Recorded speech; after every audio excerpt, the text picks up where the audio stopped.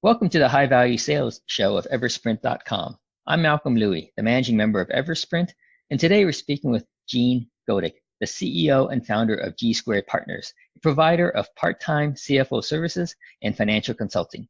Welcome to the call, Gene. Thank you. Great to be here.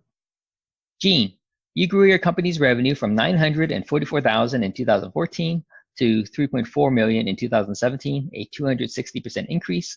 And in 2018, you hit around $4.5 million. Before we talk about how you grew your company so fast, can you briefly share what your company does beyond my quick intro and how your company differs from the competition? Sure, happy to. So when I started the business, we were providing outsourced CFO services to venture-backed and emerging growth businesses. What we found over the first year is most of the work I was doing as the outsourced CFO, a lot of that work could be done somewhere at the controller or VP finance level.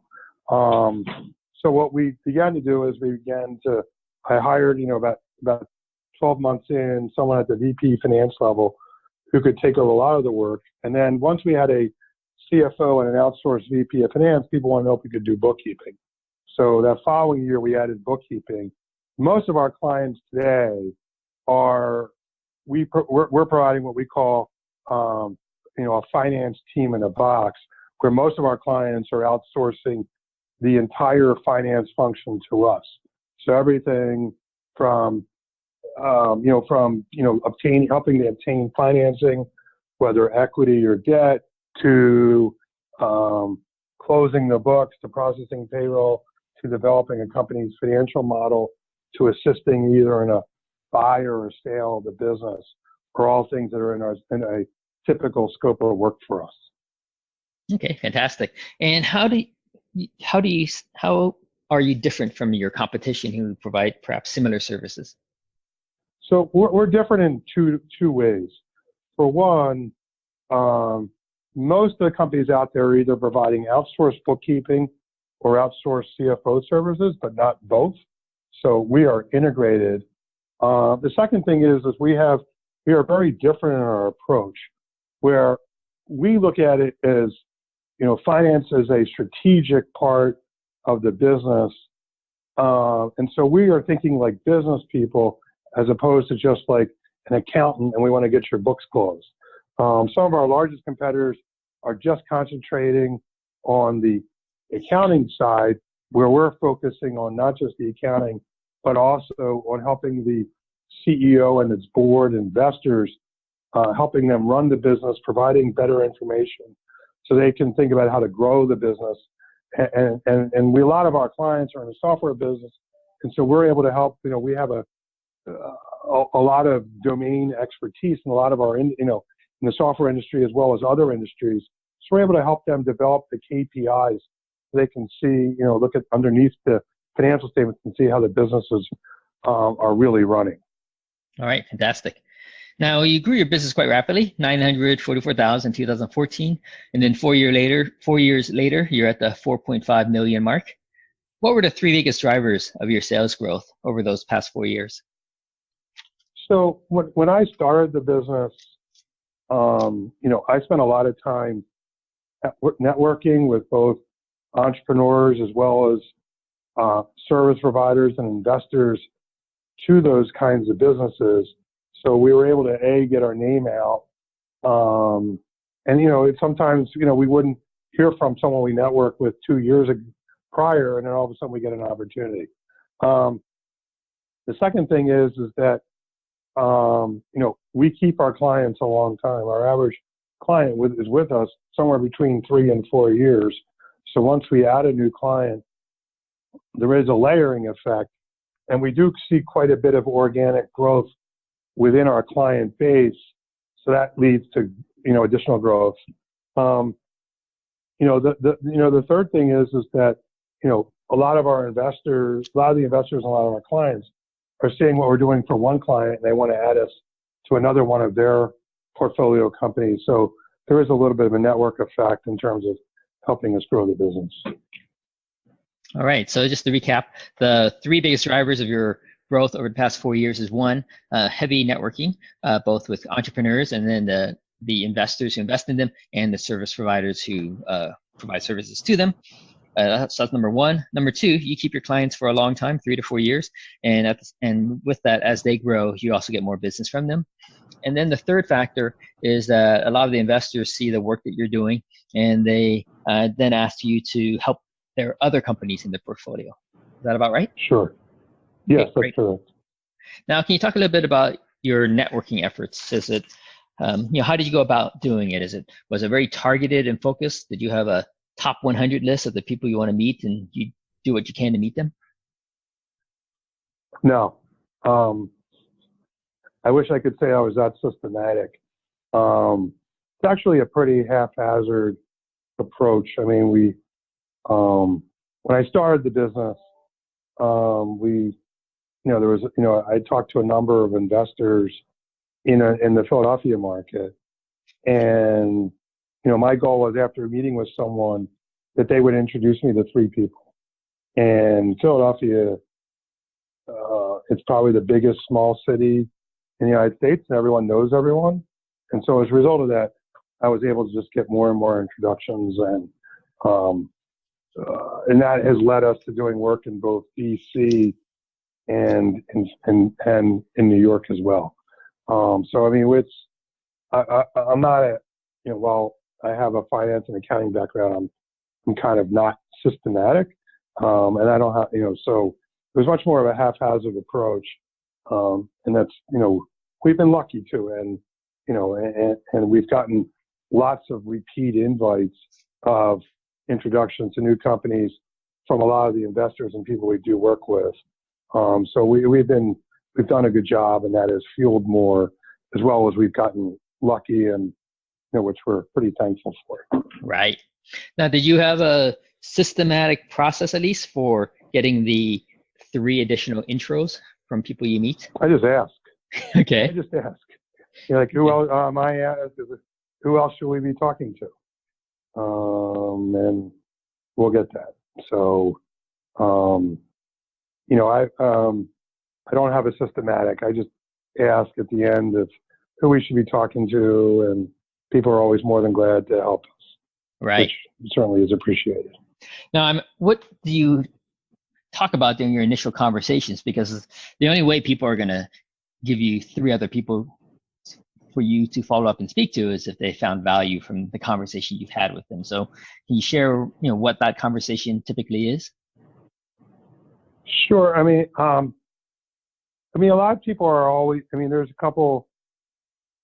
a lot of people, like, who we're networking with, we usually can be helpful to sometimes their clients, or they think that we can refer them to someone else in our client base or our network. So there is a mutual benefit for both sides. We also have a very extensive network, so sometimes we're able to make referrals, and sometimes we can bring value to our client base. So we run into a real estate broker.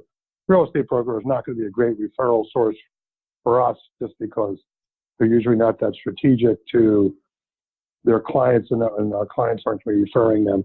Sometimes they can be very valuable to our clients because our clients are growing and they may need help getting new space. So it is very much a, it is a, scratch each other's back kind of relationship sometimes. Right. Okay. Got it. For your second driver, you talked about how you keep your clients a long time, and that there's quite often a bit of organic growth that comes with that. Now, are you proactive in thinking new additional ways you can provide value to your clients, or is it kind of passive, and as their business grows, you're naturally growing with it? So we don't approach it like, hey, we want to get more revenue out of our client. If we see gaps in either the services we're doing for a client or something new is occurring that they need, we'll try to fill that need. It's more like making sure that we are, satisfying the company's needs, as opposed to we're running around saying, hey, I got an internal revenue growth goal. from each client. I mean, we don't really think about it that way. We think about it, how do we best serve and satisfy the client and help the company, achieve its goals. Right. Now, are all your clients fully aware of all the services that you provide, or do you have a marketing program to let them know that, that you can do this too? Neither. I mean, our clients are probably aware at the outset. I mean, our scope of what we can do, is both broad and narrow. A lot of times our clients will call and say, I'm having this problem. How can you help me? And then sometimes we'll notice a problem and say, hey, we need to be doing this. We don't do a whole lot of selling to our clients. And for the most part, we don't sell the way a lot of people expect us to sell. We have a very soft approach, and, our contracts, provide for a 30-day out. If you're not happy with us, you should get rid of us, because we don't want to work for anyone who's not happy with us, and we shouldn't be working for anyone who's not happy with us. So our goal is really, how do we solve problems? For a lot of our clients, we're one of the closest advisors they have. So it's very, it's not, we're not having salespeople that are out there trying to sell. Right. Can you share how much of your growth, from 944,000 to 4.5 million, how much of that came from organic growth as opposed to just adding on a lot of new clients? I mean, we if you look from year to year, when you look at churn within the client base, if we have a group of clients one year, that group of clients the following year will grow by 4 to 5%.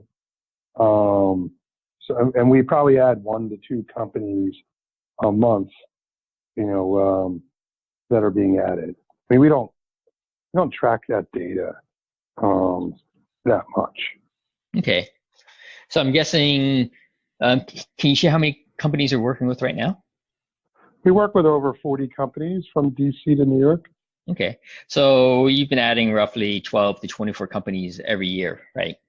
Correct. And and sometimes you'll lose a few along the way, whether they get acquired, go out of business, or, in-source some or all of our services. And sometimes we just do consulting projects where it's shorter term.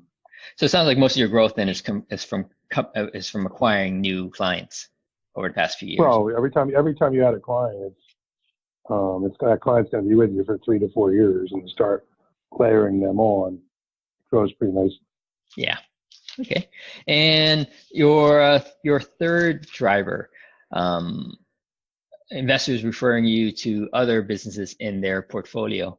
Can you share a bit of details on that? How often does it occur? Are you doing anything to help foster that? Are you looking over the investor's portfolio and say, hey, you know what? You might be able to help with this company as well. We do not. Okay. We unfortunately or unfortunately, we have done very little outward sales and marketing. Okay. The entire company has been based on growth, has been based on, inbound opportunities, either through referrals, or we've gotten a couple through the website. But for the most part, we don't do any outreach. Okay. Well, it's working well enough, right? So. Yeah, I mean, we're adding sales capabilities. We're really trying, but the business has been very much focused on let's just focus on providing great service and let those things take care of themselves, as opposed to running around and just trying to grow the business for the sake of growing it. Right. Okay. Okay. Now, can you talk a little bit about what your plans are for 2019? Sure. I mean, the goal is to get the company to somewhere between 6 and 7.5, between 6 million and 7.5 million. Okay. We know one of our clients is going to insource the function this year, which is, will take away probably 5% of our revenues. The in the middle of the year. Okay. And we've been working with them to do that. The company started with us when they were about $1 million of revenue in 2014, and last year they did over 17 million. Nice. And this year in 19 they're going to do probably 24, 25, and it's time for them to bring the function in-house. So that'll take a bite out of our revenue, but at the same time, we've already added 2 clients this year so far, and we expect to add several more per quarter, just like we consistently have in the prior years. Okay, great. And so you ended last year at 4.5. You're looking to go to 6 or 7.5, so that's an increase of 1.5 million, or maybe even 2.5 million. So how many clients do you need to acquire to get there by the end of the year? We're thinking somewhere between 24 and 36. A lot's going to depend on how much they're added at the beginning of the year versus the end of the year. If we had 36 at the end of the year, we're not going to achieve the growth. So, one of the problems that we've had in the past is kind of gotten off to a slow start in the beginning of the year of adding new clients. We need to fix that, and assuming we do, that'll go a long way to doing it. We've added the same number of clients each of the last couple of years, and a lot of it has to do with what's the size of the average client added, and when they're added drives as much as how many clients as well. Right. Now, you mentioned before you need to fix adding clients earlier in the year. How would you fix that? The biggest thing is we're in the process of hiring a salesperson. Okay. The second thing is a little bit lucky is being able to close opportunities that are in our pipeline. Okay. So now, you said before your contracts are month to month. How long does it typically take for you to close a prospect? We have one that'll close within 2 weeks. We have some that are 2 weeks. We've had one that's going on a year. So average is probably 45 to 60 days is probably average. Okay. Now, why is the 1 year one taking so long? Is it just the services they're considering are really big? No, sometimes like, we'll hire you when we raise money. Most of our clients are venture backed, and they don't really have a need to hire us until they close on their round of capital. Okay. So for the salesperson that you're looking to hire, is he just going to be servicing the inbound leads that are coming to him, or no? That person will be responsible for generating leads. We don't need anyone to close. No one's going to buy our services from a salesperson. They want to meet the service provider who's going to be responsible for their account. So we're looking for someone to generate leads. Okay. And now, when do you plan on hiring this person? You probably want to do it as quickly as possible, right? Because you want to get the new clients onboarded early to hit your targets. I'm sorry, I didn't understand your question. When's the timing of bringing on board the new salesperson? As soon as we find someone we like. Okay. So it seems kind of key, though, right? Because you mentioned before, to hit your revenue targets, you need to get your clients coming in throughout the year, right? Not all in December, right? So this sounds like one of the key challenges, right? To hire this. Yeah, and finding good quality and early career salespeople is not easy. What have you found has been so difficult? Good salespeople are usually already at a place they enjoy selling, so we have to find someone who wants to make a move and wants to be the first person in an organization in terms of first salesperson in. So we're less defined than others, so there is a level of risk that's involved. Okay. So you need to find someone who's willing to take the risk, willing to work for a possibly a smaller company from where they are currently. Right, the good ones are probably, you want someone who's able to find the leads and able to generate business, right, at the end of the day. So the challenge is finding the right person who's interested in joining a more unstructured start, and then potentially grow into it and be the person driving the entire sales platform. Okay, got it. Now, what are your plans on helping the salesperson find potential companies to work with, or is that all on them? Well, we have a unique hiring process, so we're asking them to develop how they would go to market as part of the interview process. So when that person comes on board, there is a plan of what they're going to do. We want a keen understanding of tools, of databases, and things they want, so that everyone is aligned when the day they start. Okay. So you're not only interviewing a salesperson, you're also interviewing someone that has a strategy and a plan, and And one way we also ask that person to, tell us what they think success looks like, so we have a way to evaluate ourselves and how things are going as we move down that road, and they're on board already. Right. Okay. All right. Now, typically or traditionally, companies would have someone who is doing marketing to help generate interest and generate the leads, and then they'd have someone on the sales side to further qualify and filter those leads. Is that a model that you're thinking about pursuing, or the salesperson gonna? The salesperson's job will be to bring in leads. So our sales process today is we'll get an opportunity referred to us, usually via email. I will then reach out to the person that's being referred to us, confirm that they're interested in having a call. Once we have a call, we then we'll have a call. That call can either go one or two ways. Yes, this is a possible fit and they have interest, or it doesn't. If it does, then we usually move to a meeting. We have a meeting, it usually moves to a proposal, and then hopefully the proposal is accepted. This process would be similar, and the salesperson would get off the process after that call with myself and the prospect. So I don't think the process is going to go differently. I do think there'll probably be more no's at the call with me than there was with referrals, but other than that, I expect the process to be the same. Right. Okay.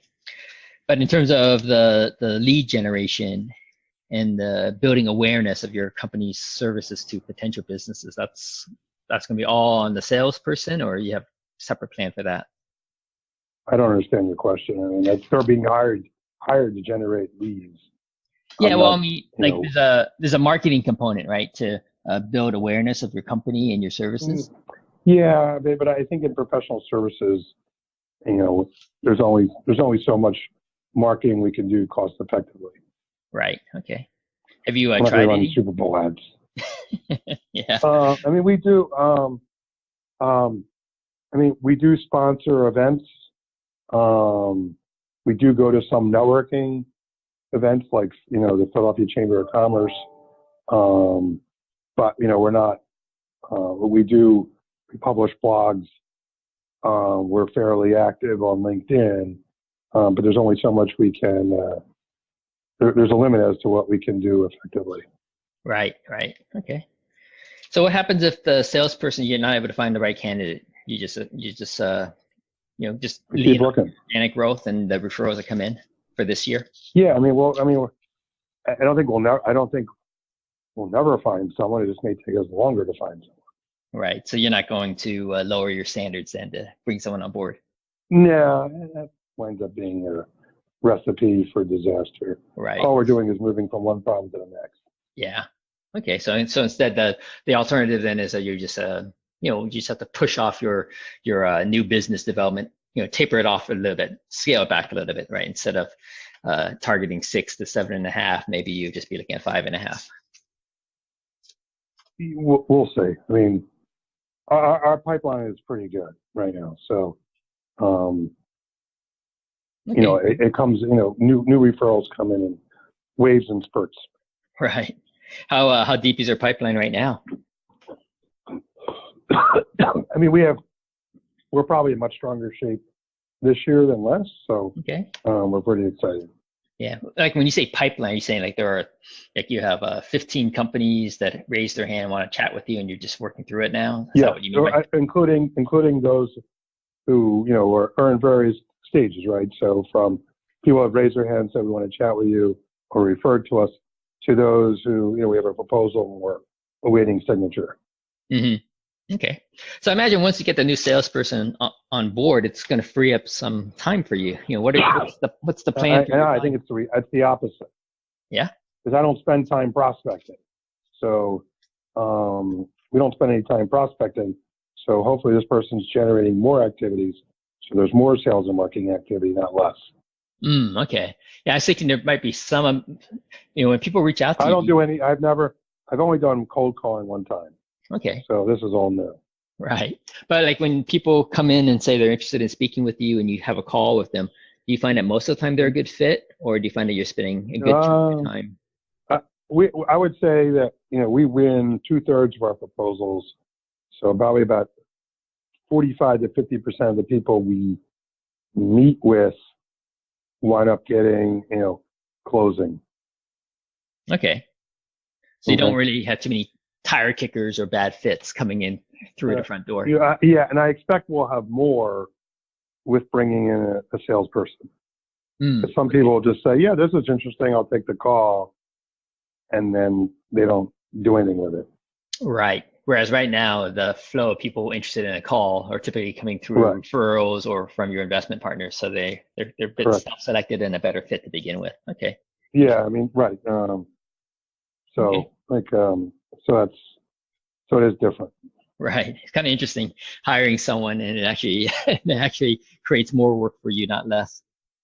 Well, but the idea is to create more sales opportunities, right? So yeah. All right. 3 last questions for you. Say you have a billboard along the freeway in Philadelphia. What's your 6-second billboard message? Because people typically only have 6 seconds to read a billboard before they drive by. Well, I don't know if I want that. I want the wavy guy. The wavy guy at the corner? Yeah. Yeah. We always joke, what's your marketing strategy? We're going to get a wavy guy just to attract attention. Okay. Just because that's a good one. That might be a new question for me. Let's do the wavy guy one. What sign does the wavy guy have, and where is he standing? We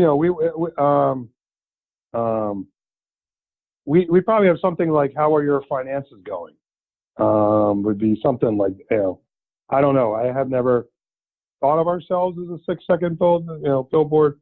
And I don't know.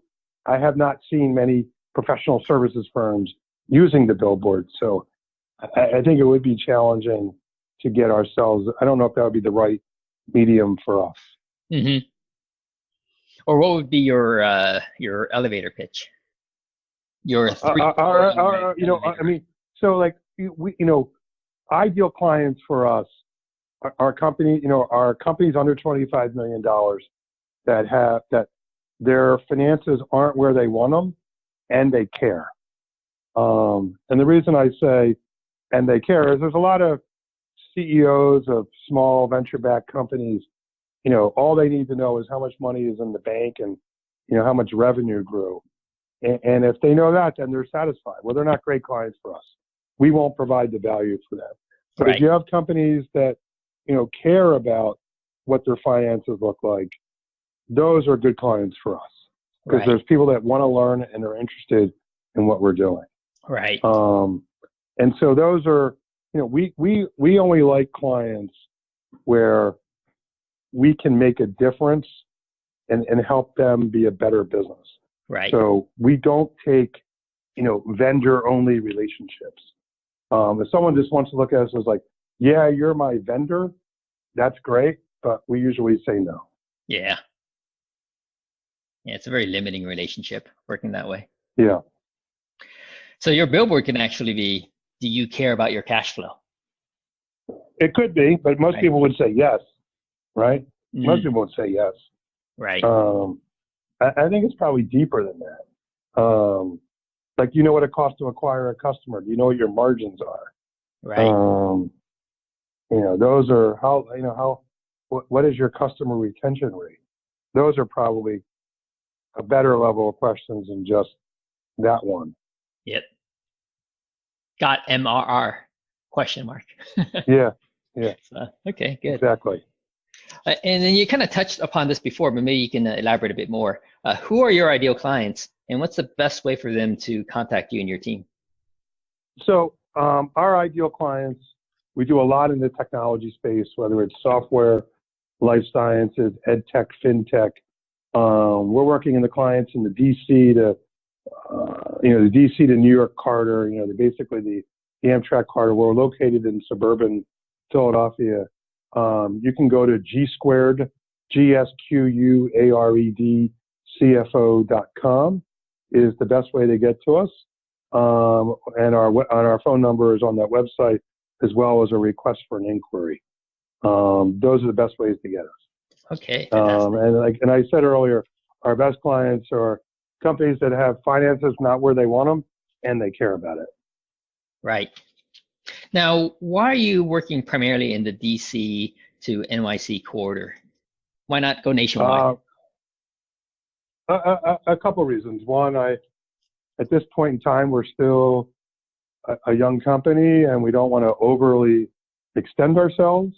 Secondly is, at this time, I don't have a great desire to spend that much time on an airplane, Right. nor do our people. In a prior life, I was a CFO of a public company, and 2 months out of every quarter, I was on an airplane, and that isn't my desire at this time in my life. It may change one day, but right now there's a large enough percentage of our GDP along the Amtrak corridor that we don't really need to go chasing things outside of that area. Right, exactly. Right, makes sense. Thanks for joining us today, Gene, and sharing how you Thank you. Your company's high-value sales. Thank you. We've been speaking with Gene Godick, the CEO and founder of G2 Partners, about his company's rapid growth. For interviews with other fast-growing, high-value sales companies, or to learn how we can accelerate your firm's high-value sales through automation, visit eversprint.com.